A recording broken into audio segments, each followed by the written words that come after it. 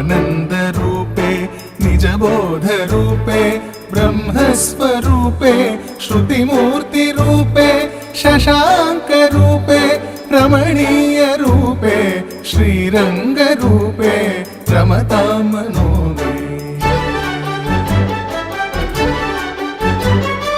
कावेरी तीरे करुणाविलोले मन्दारमूले धृतचारुकेले दैत्यान्तकाले अखिललोकलीले श्रीरङ्गलीले रमतां मनो मे।